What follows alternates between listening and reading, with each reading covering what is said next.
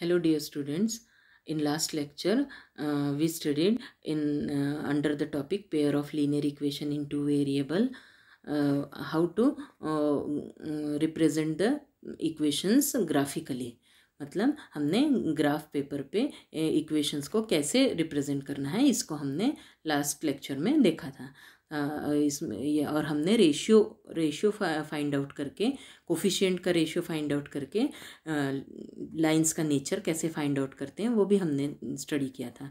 जैसे यदि हमको general pair of linear equation दिया है a1x plus b1y plus c1 equals to 0 और a2x plus b2y plus c2 equals to 0, तो उनका यदि हम a1/a2 is not equals to b1/b2 आए तो लाइंस इंटरसेक्टिंग होती हैं, और a1/a2 is equals to b1/b2 is not equals to c1/c2 हो तो लाइंस पैरेलल होती हैं। And a1/a2 is equals to b1/b2 is equals to c1/c2, तीनों यदि इक्वल हो तो लाइंस कॉन्सिडेंट होती हैं। तो इस तरीके से हमने लाइंस का नेचर हमने स्टडी किया था। अब एक्सरसाइज 3.2 के थर्ड क्वेश्चन तक हमने डिस्कस किया था। Now the fourth question, which of the following pairs of linear equation are consistent or inconsistent? If consistent obtain the solution. तो हमको यहाँ डिसाइड करना है कि pair of linear equation consistent है या इनकंसिस्टेंट, और यदि कंसिस्टेंट हो तो हमको उसको ग्राफिकली सॉल्व करना है, मतलब ग्राफिकली उसके सॉल्यूशन फाइंड आउट करने हैं। First question, given pair of linear equations are x plus y is equals to 5, equation 1, and 2x plus 2y is equals to 10, equation 2। अब हम यदि इसको general pair of linear equation से compare करें तो a1 is equals to 1, b1 is equals to 1 और c1 is equals to -5, ये हमने इक्वेशन 1 से निकाला है। हाँ, अब यहाँ पे इक्वेशन 1 में वैल्यू इक्वल टू 5 थी, यदि हम उसको राइट साइड पे लाते तो x plus y -5 is equals to 0 होगा, इसीलिए c1 की वैल्यू -5 है।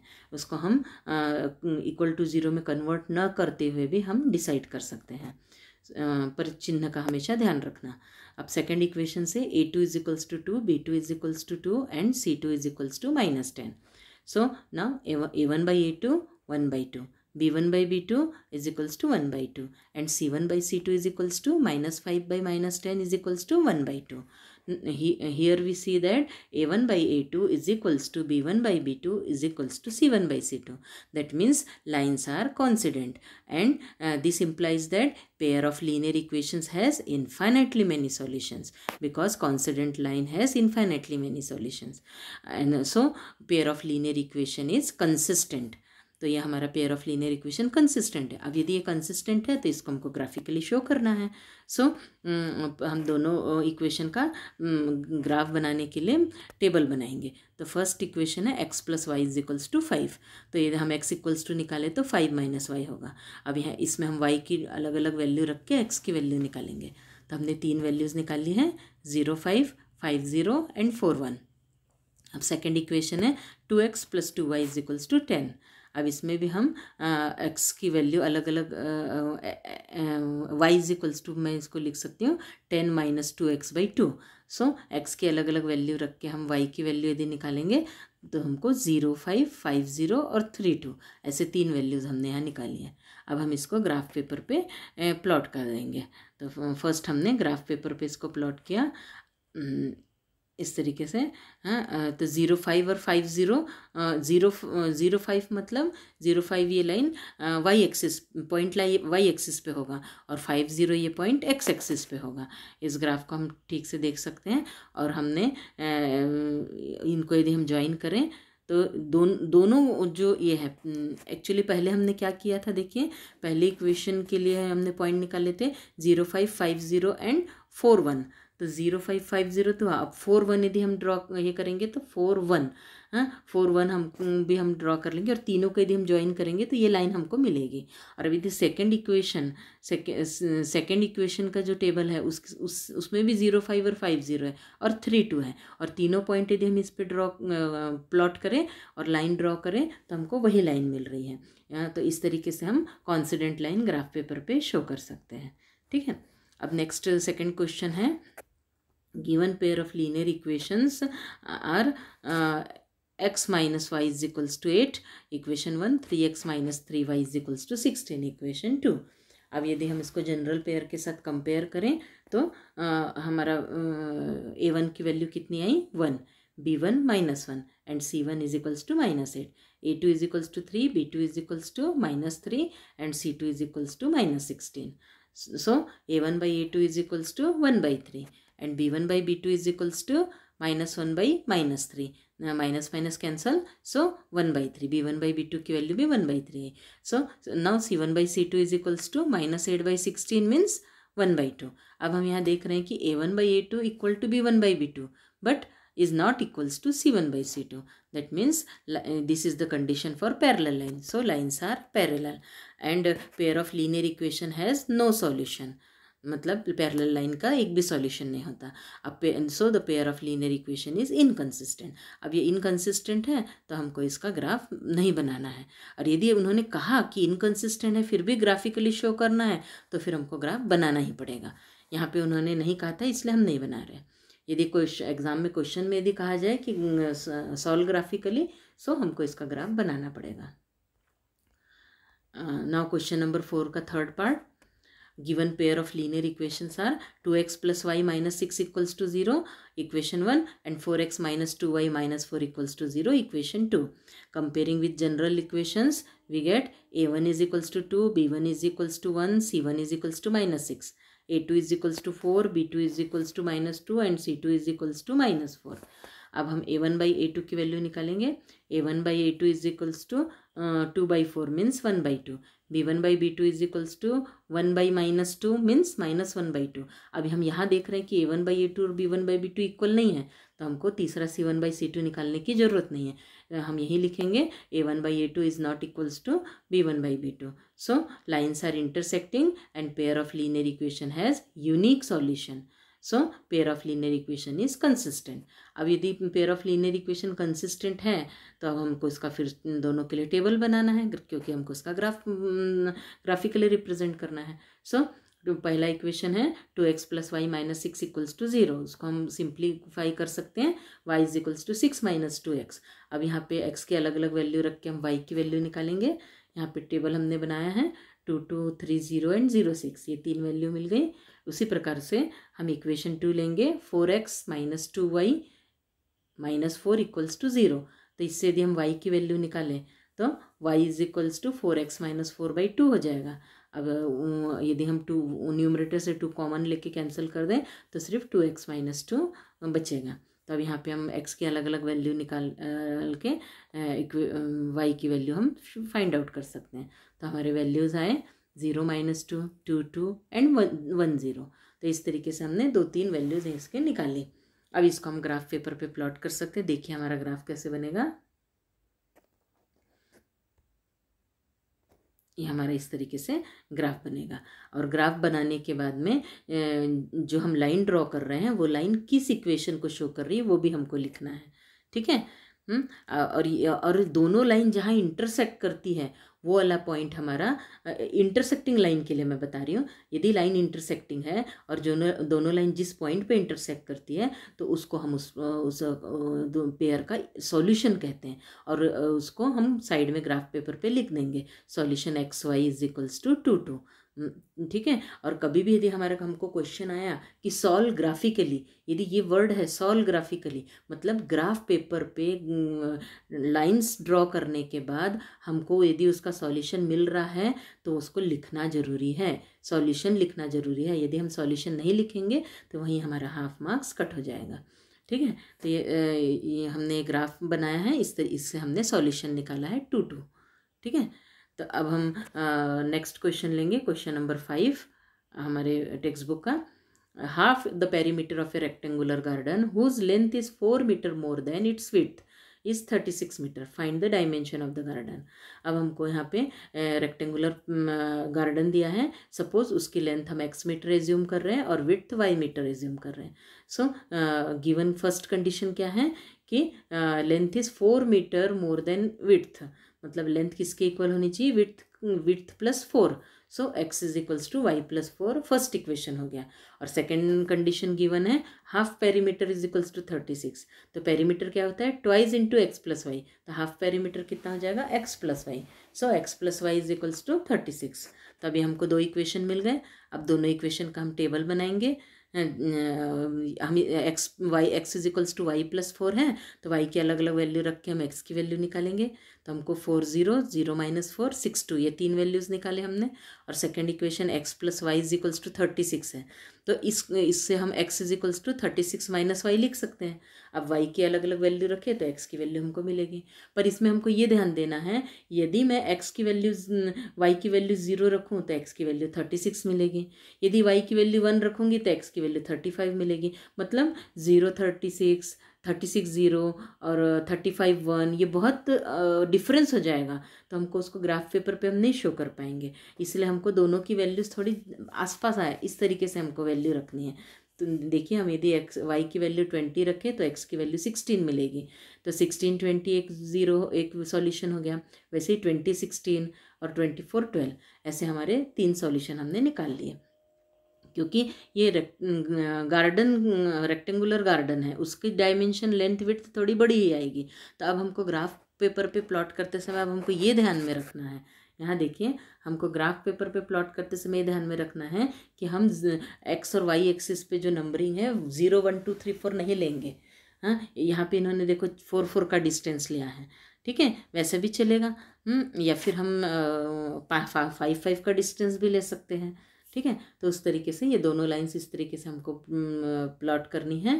और दोनों का जो इंटरसेक्शन पॉइंट आया है, देखिए दोनों का इंटरसेक्शन पॉइंट क्या है 2016, दोनों का इंटरसेक्शन पॉइंट 2016 आया है। तो ये 2016 क्या है हमारा सॉल्यूशन है। So solution x y is equals to 2016, that means x is equals to 20 and y is equals to 16, ठीक है, ये हमारा सॉल्यूशन हो गया। तो हमने x क्या एज्यूम किया था, length of garden is, so length of garden is 20 metre and width of garden is 16 metre. तो इस तरीके से हम वर्ड प्रॉब्लम भी सॉल्व कर सकते हैं। अब नेक्स्ट है हमारा एक्सरसाइज का question number 6। Given linear equation 2x plus 3y minus 8 equals to 0. Find another linear equation in two variables such that the pair so formed is first intersecting lines. तो अब देखिए हमको इस क्वेश्चन में क्या करना है, जैसे अभी तक हम क्या कर रहे हैं, पेयर ले रहे हैं, दो इक्वेशन ले रहे हैं, तो उसमें से एक इक्वेशन हमको दिया है 2x plus 3y minus 8 equals to 0। अब हमको दूसरा इक्वेशन इस तरीके से बनाना है कि वो दोनों इक्वेशन इंटरसेक्टिंग लाइंस होने चाहिए। हाँ, तो पहले हम लिखेंगे given equation 2x plus 3y minus 8 equals to 0। अब हमको मालूम है फॉर इंटरसेक्टिंग लाइंस कंडीशन क्या होती है, a1 by a2 is not equals to b1 by b2। यदि दो लाइंस दो इक्वेशन है और यदि वो इंटरसेक्टिंग लाइंस के हैं तो उनमें a1 by a2 b1 और b1 by b2 इक्वल नहीं होना चाहिए। तो अब यहाँ पे देखिए a1 2 है, b1 3 है और c1 -8 है। तो अब हमको a2 और b2 ऐसा लेना है कि a1 by a2 का रेशियो b1 by b2 के इक्वल नहीं होना चाहिए। तो मैं अपने मन से हम इक्वेशन बना सकते हैं। अब मैंने सेकंड इक्वेशन बनाया है 3x plus 2y minus 7 equals to 0। तो अब यहाँ पे a1 by a2 2 by 3 हुआ और b1 by b2 3 by 2 हुआ, मतलब दोनों डिफरेंट है। तो इस तरीके से हम हजारों लाखों इक्वेशंस बना सकते हैं जिसके लिए a1 by a2 is not equals to b1 by b2 होगा। तो इसके लिए हर एक स्टूडेंट का आंसर अलग अलग हो सकता है। तो इस तरीके से हमने सेकंड इक्वेशन बनाया कि जिससे हमारा इंटरसेक्टिंग लाइन का पेयर बन जाए। अब हमको वही एक इक्वेशन दिया है और हमारा पैरेलल लाइन का पेयर बनाना है। तो हमको इक्वेशन क्या दिया है 2x plus 3y minus 8 equals to 0। तब यदि पैरेलल लाइंस चाहिए तो उसके लिए कंडीशन क्या है, a1 by a2 equals to b1 by b2 होना चाहिए और not equal to c1 by c2 होना चाहिए। तो हमको जो 2x plus 3y minus 8 equals to 0 दिया है, तो इसमें जो 2x plus 3y है दूसरे इक्वेशन में इसके मल्टीपल में होना चाहिए एक्स और वाई का कोफिशिएंट दोनों के, तभी जाके वो दोनों इक्वल होगा। और जो कांस्टेंट टर्म है उसको बदल दो, उसको कुछ और नया रख दो जो कि 1 by दोनों के इक्वल ना है। तो अब मैंने यहाँ पे सेकंड इक्वेशन लिया 4x plus 6y minus 11 is equals to 0। So a1 by a2 2 by 4 मतलब 1 by 2 हो गया, b1 by b2 3 by 6 मतलब हो गया 1 by 2। दोनों इक्वल हो गए। अब हमको C1/C2 इक्वल नहीं चाहिए, सो मैंने -11 ले लिया, तो -8/-11 क्या हो जाएगा, 8/11, जो कि इक्वल नहीं होगा। तब इसका जो हम ग्राफ बनाएंगे तो हमको पैरेलल लाइन ही मिलेगी। तो इस तरीके से हम इसके भी हजारों इक्वेशंस बना सकते हैं अलग अलग। अब सिमिलरली कॉन्सिडेंट लाइन यदि चाहिए तो हमको तीनों रेशियो इक्वल होना चाहिए। तो तीनों रेशियो इक्वल होने के लिए हमको जो इक्वेशन दिया है उसको किसी एक नंबर से पूरे इक्वेशन को मल्टीप्लाई कर देंगे तो हमको नया कॉन्सिडेंट लाइन का इक्वेशन मिल जाएगा। तो हमने गिवन इक्वेशन को यदि 3 से मल्टीप्लाई किया है, सो 6x + 9y - 24 = 0 आ गया। अब हम यदि a1/a2, b1/b2, c1/c2 निकालें तो हमको बराबर 1/3 1/3 वैल्यू मिलेगी। इसीलिए ये दोनों इक्वेशंस कॉन्सिडेंट लाइन शो करेंगे। तो इस तरीके से हम बहुत सारे अलग अलग आंसर्स निकाल सकते हैं। हर एक स्टूडेंट का आंसर अलग हो सकता है। अब नेक्स्ट लास्ट क्वेश्चन है हमारे एक्सरसाइज का, draw the graph of the equations x - y + 1 = 0 and 3x + 2y - 12 = 0. Determine the coordinates of the vertices of triangle formed by these lines and x axis and shade the triangular reason.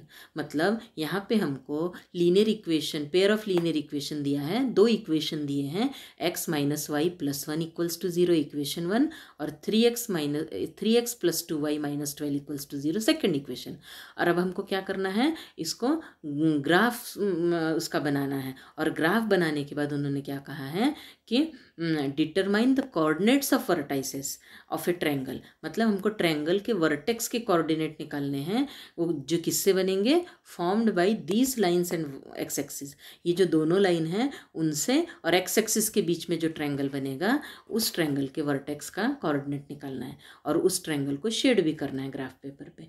तो सबसे पहले हम दोनों equation को लेकर के table बना लेंगे। अब यहाँ हम टेबल डिस्कस नहीं करेंगे, वो आपको बनाना है। ये x - y + 1 = 0 है तो y = x + 1 हो जाएगा।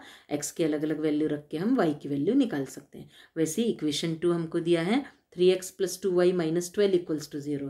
तो देखिए मैंने यहाँ पे y = निकाला है, क्योंकि यदि मैं x = निकालूंगी तो डिवाइडेड बाई 3 आएगा, तो हमको आंसर निकालने में तकलीफ होगी।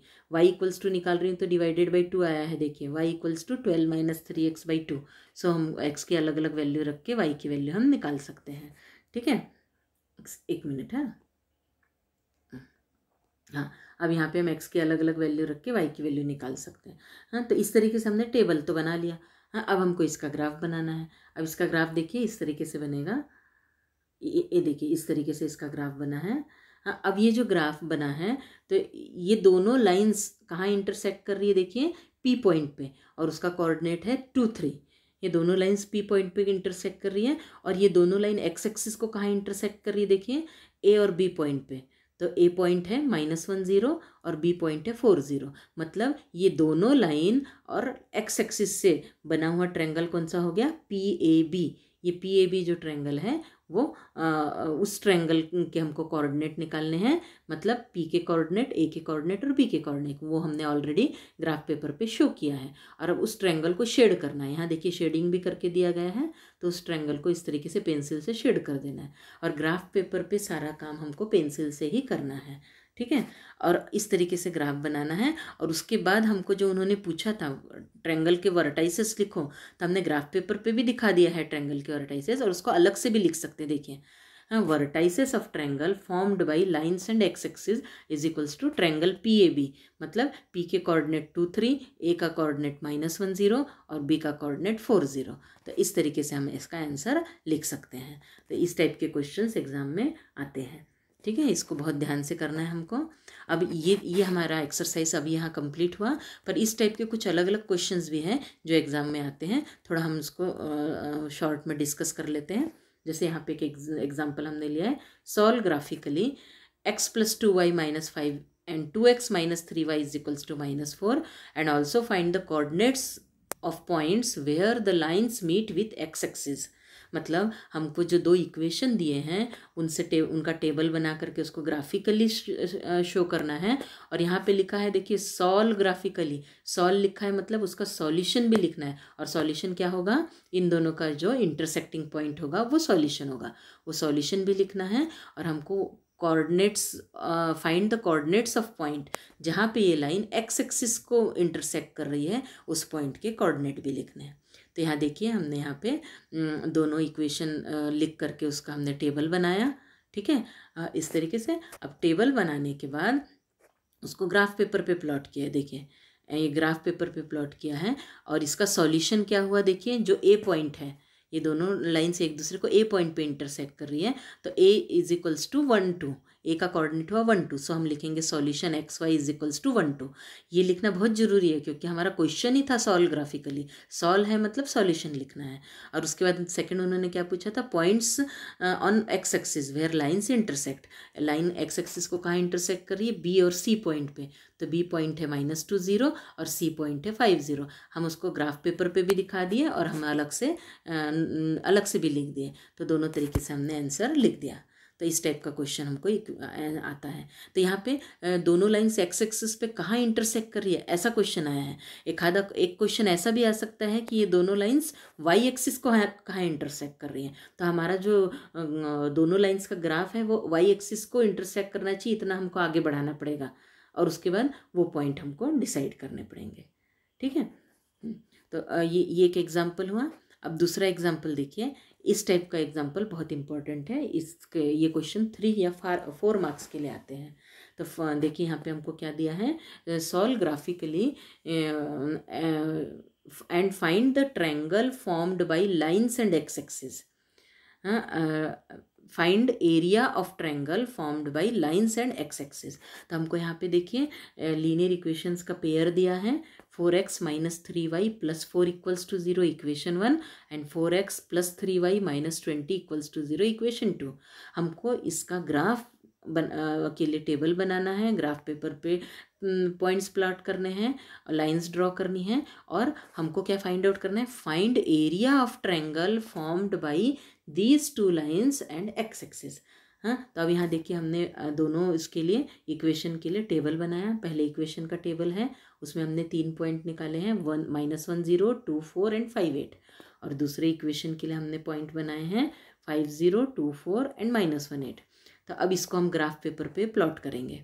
देखिए इस तरीके से हमने ग्राफ पेपर पे पॉइंट प्लॉट किए, ठीक है। हाँ, ये दोनों लाइंस को, और दोनों लाइन इंटरसेक्ट करी बी पॉइंट पे, और हमको क्या पूछा है, ट्रायंगल का एरिया निकालना है ये दोनों लाइन और एक्स एक्सिस के बीच। अब देखिए यहाँ शेडिंग की हुई है, दोनों लाइन और एक्स एक्सिस के बीच में जो ट्रायंगल बना है ABC, तो उस ट्रायंगल का हमको एरिया निकालना है। तो अब देखिए इस ट्रायंगल का एरिया निकालना है, मतलब पहले तो हम इसका एरिया का फॉर्मूला क्या है, ट्रायंगल के एरिया का 1/2 बेस इंटू हाइट। तो यहाँ पे देखिए बेस क्या है, AC, यहाँ पे AC बेस है और हाइट कितनी है, B से लेकर के एक्स एक्सिस पे जो देखो हमने परपेंडिकुलर H दिया है, जो H हाइट दी है वो हाइट हो गई, और जो B है वो बेस है। तो अब देखिए जो हमारा जो A और C के बीच का डिस्टेंस है, हाँ, वो कहाँ, -1 से लेके 5 तक का डिस्टेंस है।